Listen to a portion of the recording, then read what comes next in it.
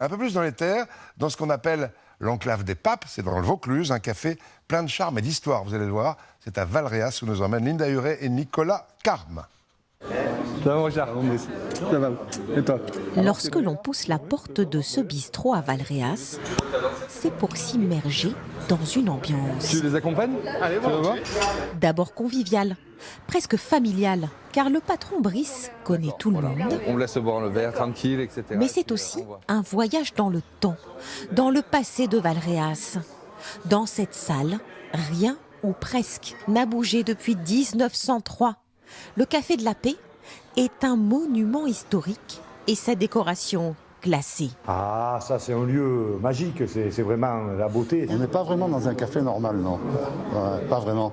Et en même temps, ça a quand même ce cachet qu'on ne sait pas expliquer. Toutes les rosaces, toute l'architecture, enfin vraiment c'est magnifique. C'est cela qui a séduit Brice Lambeau lorsqu'il a racheté l'établissement il y a 8 ans. Ici, la décoration, elle a été faite par un décorateur, qui était un décorateur local, M. Marentier. À l'intérieur, on voit les scènes de vie qui sont sculptées, où on retrouve la Provence avec les oiseaux, la vigne, etc. Voilà. Et ça, c'est nulle part ailleurs. C'est vraiment que à Valréas. Sur les murs intacts, les miroirs datent aussi du début du XXe.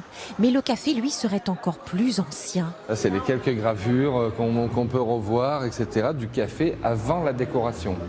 Donc, comme je l'ai dit, s'appelait le Grand Café Fort. Et quand on voit ces scènes qui sont déjà là où on voit, ça discute, ça joue aux cartes. Et c'était leur petit moment de détente, de repos. Durant longtemps, le café a été le rendez-vous de ceux qui travaillaient dans les industries alentours, mais aussi des agriculteurs. Le cadre déjà nous transporte dans le passé et on voit toutes ces photos et franchement c'est très beau, on apprécie énormément. Si les usines ont fermé, le terroir de Valréas, lui, est toujours bien présent dans le café. Tu vois, ça c'est le chou rave. Alors bon, moi je le préfère manger cru, tout ça. Et c'est cela aussi qui crée l'ambiance du bistrot. C'est parfait d'ici, ouais. C'est vrai qu'on parle de la météo, la saison à venir, on sait pas. Voilà, c'est un moment convivial. C'est très convivial. Et là, vous voyez, après on mange ensemble, on est bien, là, c'est super, avec un bon verre de blanc. Car il y a les vins de l'enclave des Papes, évidemment. Et c'est finalement tout le terroir de Provence que l'on retrouve ici. Je t'ai fait des rougets, Ouais. sauvage méditerranéen bien sûr. Et là il y a un peu de cigale. Et en cuisine, il est mis en valeur par Brice et son équipe. Prends une plaque et on va mettre tous les rougets dans une plaque à part. Un menu efficace qui change tous les jours en fonction du marché. Un petit menu du jour, c'est tout ce qui va donner aussi envie de pouvoir venir complètement décontracté, même si on sait que derrière, nous, on va un peu s'embêter pour leur faire plaisir. Un plat du jour en direct. Allez, ça marche. Le midi, les spécialités du chef attirent désormais de nombreux habitués. C'est ce côté café et en même temps très bon restaurant.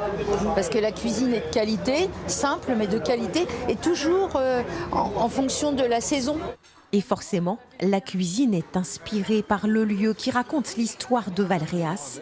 Un café resté à chaque époque un lieu de convivialité incontournable pour les habitants.